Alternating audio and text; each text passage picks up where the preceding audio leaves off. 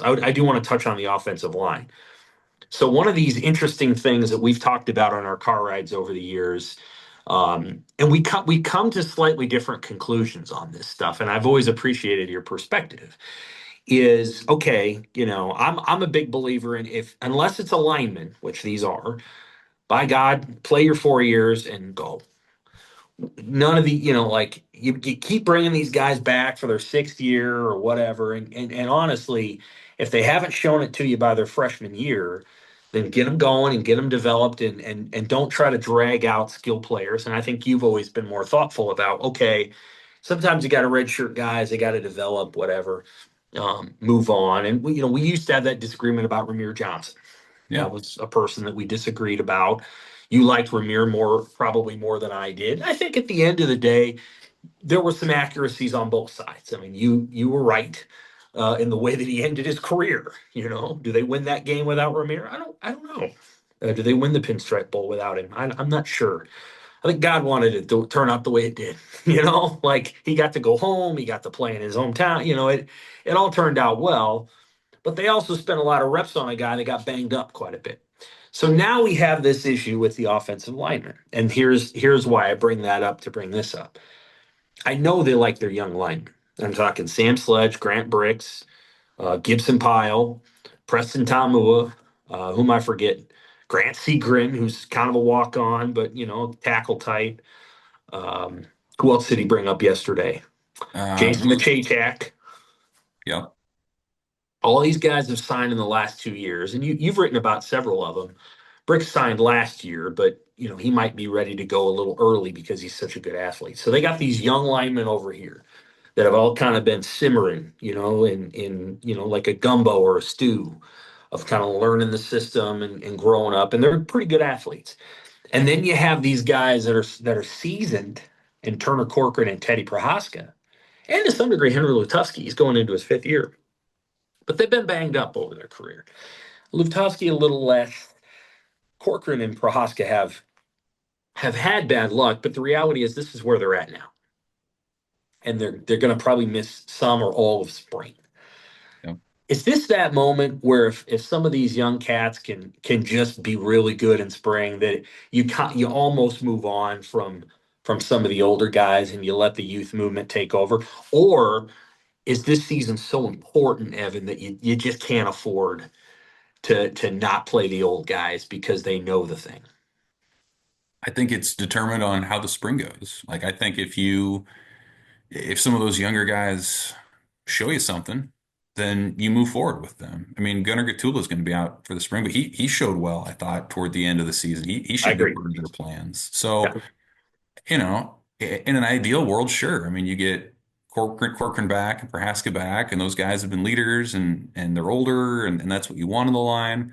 But there's no guarantees that they'll come back healthy and that they'll be as effective as they were. And there's too much urgency with this season to say you owe it to them to stick with them as they're coming back. Like, I think if you find some young guys in the spring, like, you go with that and you right. say this is your guy, and the older guys can mentor that and be reserves and push them in practice and make some NIL and still have a very positive conclusion to their spring. But I mean, I think when Matt Rhule says, "Hey, this is going to be a physical, hard-nosed spring," like, I think that's where it starts, is both lines really, but the offensive line certainly, as they're trying to figure that out. You have a new center.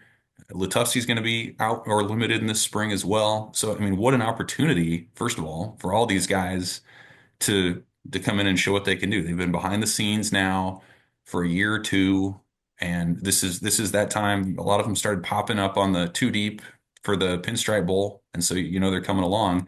But Nebraska also went out and they wouldn't have added and they wouldn't have spent on Rocco Spindler and Elijah Pritchett if they felt like they knew for sure those young guys were ready to roll too. So it's an interesting sort of concoction, little mix of older guys, of transfers, of some of these younger guys that were really high level high school prospects.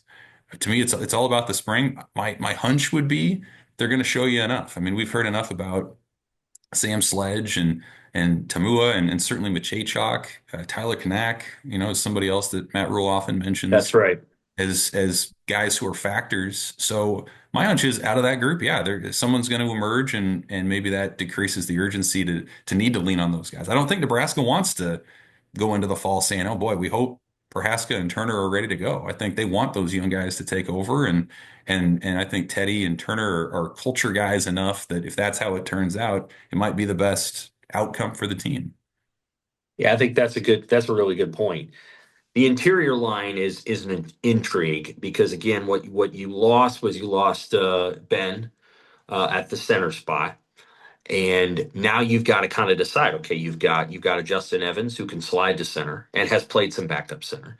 You have Sam Sledge, who was recruited to play center. And then you have Spindler, who I think could play if you needed him to, but I think they would rather have him at a guard. So is it going to be Sledge, center, Evans, Spindler? Is it going to be Evans, Spindler, Lutovsky? Those are some of the questions that I think you have to work through. You want to have the best five on the field, but at the same time, you want to have some depth and you want to have some chemistry. And I think Spindler, when he walked in yesterday after talking to us, you can tell that the athleticism on the guy. He's actually, he is a big guy, but he's a little slimmer, just a little bit more. You can tell a little bit more movement is going to be with him than maybe a Lutovsky. And that's similar to Justin Evans. I like Justin Evans. I think he's been a good player at Nebraska, and I think he can play in the NFL. I don't mind that and you wrote a story about him a couple years ago. I don't mind that he's 6'1" and 305. I think he moves nice. And I think a nimble, smaller lineman is just fine at the collegiate level, especially at center. Best center we've seen was Kelsey with the Eagles, and he wasn't a big guy. Now Cam Jurgens is taller, he's 6'3", but he is not 340 pounds. I mean, he is a nimble dude at his weight. And so, like, I feel like you can do that at that position. And Sledge isn't huge. And again, I'm okay with that. The tackle thing is trickier. And this is something where I think you do need to take it into the fall because Ben Hart's gone. And so you have to replace a 5-year starter or whatever he was. I think he was basically a 5-year starter because I Yeah. remember him starting in 20 at Iowa, right? So anyway, he played a lot. You got to replace him with somebody, and maybe that person is Elijah Pritchett, okay, but then you still need a left tackle. And if Gunnar Gatula, okay, fine, Gunnar goes back there, but you still need backups. And one of those guys probably is Tyler Kanak, but he might play right tackle this year, and Elijah Pritchett may play left tackle, which means you move Gunnar Gatula over to right tackle. Like, there's a whole bunch of things they got to do, but you still need 4 tackles. You need 4. And I thought they got dang lucky last year that Gatula was as healthy as he was and played through whatever he played through because he's not gonna compete this spring. They're lucky he was tough because if he had gotten banged up, then you're going to Grant Segrin and he didn't have much experience, and then Brock Knudsen after that. So I think it's really important that they get the right guys. Well, they were using Micah Mazuka out there at tackle. Right. And I mean, that guy was in and out of practice. I mean, he was gone from that's I think how whatever you want to call it, desperate they were getting. And he was pretty good out there at times, but like under in some circumstances, if you had the regular depth, you may not use a guy that was literally not playing so many games. So they needed him was the bottom line. And so I think there's concern there. I do think that if Teddy comes back and he's healthy, boy, put him out there. Um, Same is because it's similar to Fedoni. I mean, you put Fedoni out there. Corcoran, we'll see. Now he's had a variety of injuries, not just one or two, and a foot injury can be tough. So I'll be intrigued to see that. Of the 3 transfers, they talked about a bunch of stuff. I guess each one talked about their stories coming back here. I felt like the one who knows his why the best is McCullough. Hmm. Why do you Like say he that? knows why he knows what he's doing here. Like I don't know if it's going to work, but he knows why he's here. I think he has a clear sense of exactly what he's here to do. Now, to be clear, I think Rocco Spindler is going to like being here. He clearly likes Donovan Raiola. He likes the room.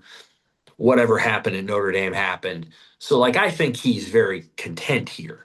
But if you were to say, now, Rocco, do you know exactly what position? And I don't know, but McCullough knows. And he might even be here because they said, now here's what you're going to do, and here's what we want you to be. And you know you fit better in the Big Ten after 2 years in the SEC. So here you go. And he said he had his why. I think Dane Key, his why is he's going to be the dude here. But McCullough seemed, I think, the most like he has the most to gain because that's a good athlete that I think got a little lost at Oklahoma. They tried to use him in so many different kinds of contexts that it's almost like they were using him as a chess piece, and they never let him just be, a rook Hmm. or a bishop. Sometimes, and eventually, sometimes you need to be like not just a versatile piece, but you just need to be have a role and be able to do it. And I think he wants that back. All three of them talked about the mat drills. Um, Spindler's surprise, I think, was interesting because I view Notre Dame as a tough nosed team with a pretty tough nosed coach. What do you think of that commentary at this point? We've covered a lot of teams, Evan. We've heard a lot of best off season ever stuff. Right. Yeah, that's the thing. That's the thing. I think the more you go through this, kind of like we have, the more you hear, I'm in the best shape of my life. We're as close as we've ever been. And really what that means is like a guy who was a freshman now is older and is more established. Now he feels closer. It doesn't mean the team's closer. It means that he feels closer. That's his perspective on things. So I mean, I can remember many years of Nebraska transfers who have said, they do stuff here that's tough and it's different, and I didn't do this where I was. And so I do think you have to take it with a grain of salt to a point. Now, when Spindler says that, having just come from the national championship game, I think that gets your attention a little bit more than what some other guys would do. But I'm sure there are things that Notre Dame does that if Justin Evans went over to Notre Dame and went through an off season, he'd say, oh, they do some stuff that we didn't do. So I think you got to kind of keep that part in perspective. What I'm always interested in is to hear from these transfers, all of whom were major high school recruits, all of whom had options to go to a lot of places in the portal. Like what differentiates Nebraska? Like their testimony in that I think is fascinating because Matt Rhule's trying to set Nebraska apart in so many different ways, from a facility standpoint to the strength training to nutrition or whatever. So like when these guys who've been all over the country and wooed by top programs say that Nebraska stands out in a certain way, that's what gets my attention. So when Spindler says, "Hey, the medical side and the recovery stuff," like, okay, that's pretty interesting. When they talk about the strength facility and the work that they could get done, like I think that's interesting too. And I think you make a good point about McCullough having the most to gain because the other guys are kind of taking a chance. I mean, Spindler is leaving Notre Dame for whatever the circumstances were for a team that hasn't won as much, obviously. And Key's leaving his hometown where he played for many Yeah. years and is coming halfway across the country to try something different, to be Yes. the guy. Well, he was gonna catch balls from the fourth quarterback in his tenure there. So I agree with you that that's a risk. I'm a little surprised that Dane Key didn't stay in the league he was in because I think he probably could have gone to three or four schools there. So that lets me feel like he really likes Shorts. He really likes the other guy, Verbois, who's coming, is doing something within the staff, and he really likes Raiola. Because I think Dane Key could have played in the SEC at a bunch of different schools. Sure. Not every one of them, but I think but in Kentucky, it had been a revolving door of quarterbacks. One of whom was really good was Will Levis, which I think was Key's first year, I think. But it hasn't been as good. And so, like, he's basically gonna start over with a new quarterback again anyway. And I think that program topped out. But you're Mm, right. McCullough's got something to gain, and I also feel like Nebraska provided him a vision. right. I've gone back and watched Oklahoma games. I've finally been able to kind of do some of the watch into the transfers, and what you do is you go on YouTube and you watch full games or whatever, as much highlight package as you can, and you sort of track where these guys are on the field. McCullough's not on the field on every play, but again, they kind of put him all over the place, and they almost used him as what you would call like a played, what do you want to call it, a deterrence. Like when you get a guy of that length and that size who's got some speed to him, you can deter some things. Like you could throw it there, but that guy's there and he's like the size of a small forward. And so, and he can jump. And so, like, you're not going to throw it there. So, almost part of what he's good at is taking stuff away. And that doesn't show up as a stat. Just like Yeah. Ryan Kalkbrenner, the Creighton center, his deterred shots don't show up as a stat. It's just the blocks, but it shows up in the scheme and strategy. But I think McCullough didn't get to rush the passer as much, and he didn't necessarily playing forward. He was playing side to side, or he was playing back. Um, you can watch a lot of Spindler, obviously, in all of Notre Dame's games. They have a good offensive line. So there's that. And then we watched a lot of Dane Key. Dane Key's a good player. He's good after the catch. He's really good after the catch. He's smooth. He gets in and out of his breaks. Got really good change of direction. Um, I like him a lot.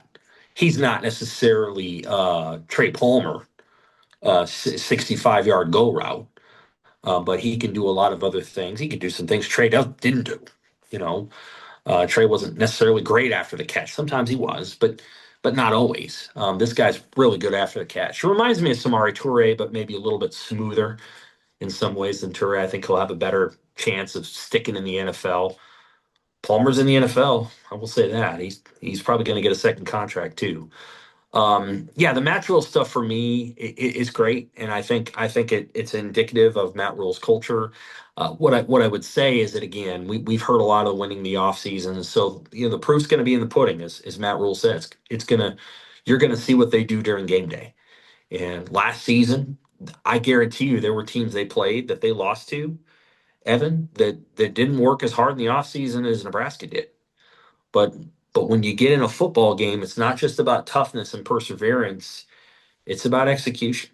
And so you got to execute at that level. And sometimes Nebraska's execution wasn't as good as it could be.